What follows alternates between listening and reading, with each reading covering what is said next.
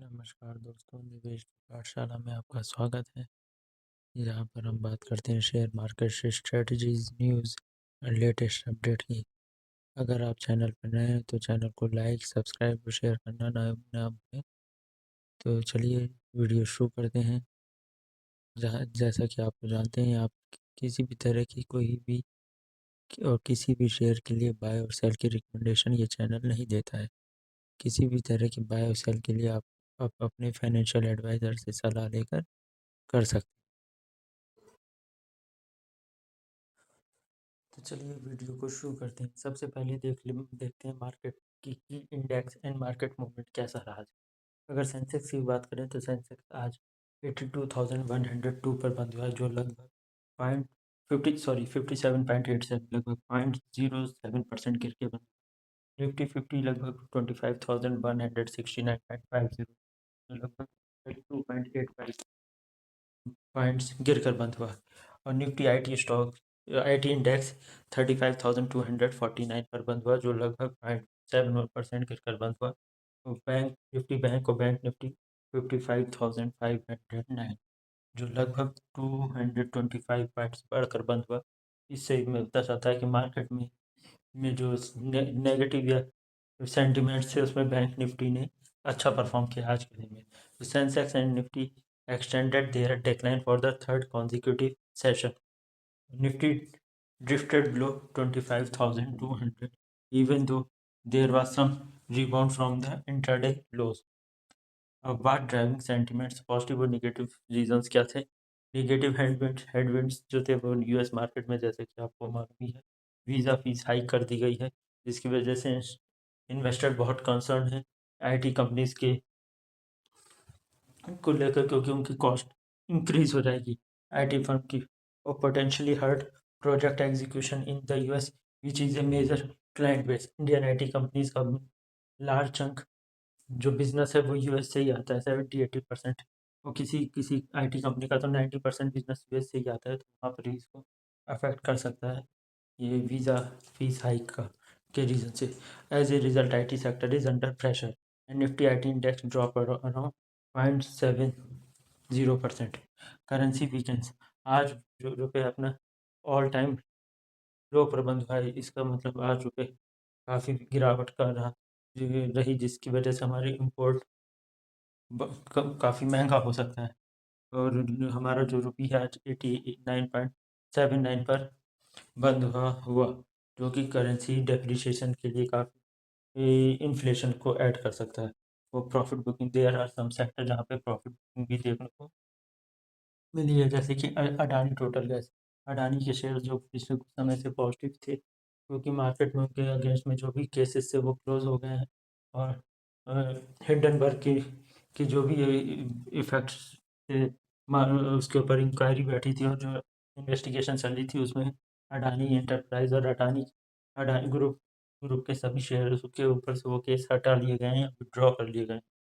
तो इस वजह से आज अडानी के शेयर्स में प्रॉफिट बुकिंग हुई, तो उस वजह से भी वो थोड़ा सा मार्केट को ड्रैग किया उसने भी। तो more broadly, investor are being cautious and are not chasing high valuation aggressively, especially where the risk is rising. Positive support auto sectors strength, auto sector stock are among the top performer, like Maruti Suzuki hit 52 weeks high all had the festive season demand।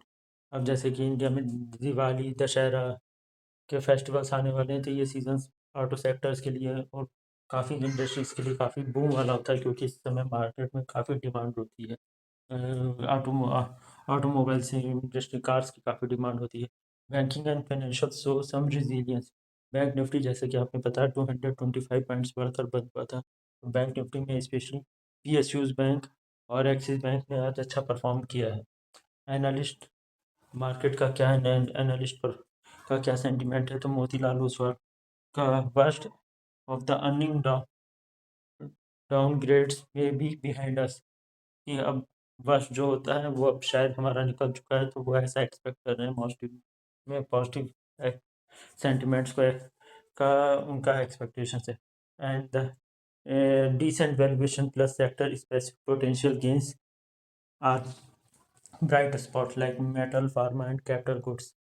यहाँ पर sector और performance indicator देखें तो IT sector weak decline 0.7% Nifty IT. Banking positive outperform किया है, buying in PSU banks and private sector banks. Auto में solid gain and performance that is boost from the festive season demand. And metal, pharma, capital goods is seen as potential upside moving towards as per the analyst. FMCG and consumer durable में weakness evident among sectoral laggards. K indicators और K movers क्या थे market में?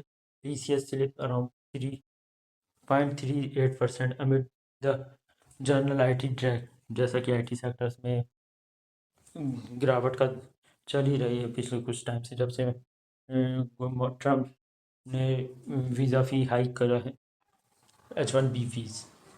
Tata steel advance 1.11% is a new 52-week high.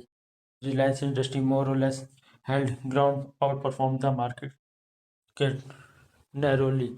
Technical trend observation and outlook. Nifty formed in negative candle with lower high and lower low, a sign of short term correction. अभी Nifty थोड़ा सा दबाव में है. Support zone of Nifty is 25,000 is being watched closely. If Nifty hold above that, bounce back are possible. If break below, more downside may also be possible, or up to. So 25,000 will be a resistance. Resistance in the near term is 25,400 to 20. Upside में अगर जाए तो 25,400 to 25,500 zones. Market will need a conviction, positive conviction, to trigger that risk. And what could be the market gets further increase or surprise in the US visa tariff or regulatory side would be a concern, especially for IT company or export company like textile export and other export company.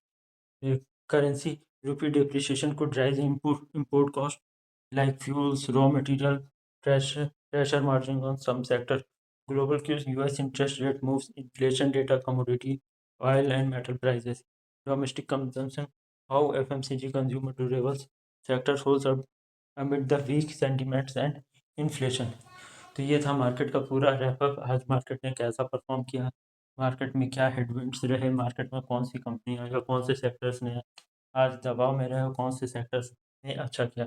आप इस तरह की news को से update होकर आप अपने next day को प्रिपेयर कर सकते हैं, अपने नेक्स्ट डे के डिसीजंस को और अंडरस्टैंडिंग को थोड़ा बेहतर बना सकते हैं। तो निवेश की पाठशाला के साथ बने रहने के लिए धन्यवाद। अगर आपकी किसी भी तरह की मार्केट से रिलेटेड किसी भी शेयर्स की कोई क्वेरी, आप किसी शेयर्स के बारे में और कुछ जानना चाहते हैं, तो आप मैसेज के थ्रू मेरे से कांटेक्ट कर सकते हैं या मुझे बोल सकते हैं कि आप किस शेयर्स के बारे में और एनालिसिस चाहते हैं। तब तक के लिए बने रहिए निवेश की पाठशाला के साथ। मिलते हैं अगले वीडियो में। धन्यवाद।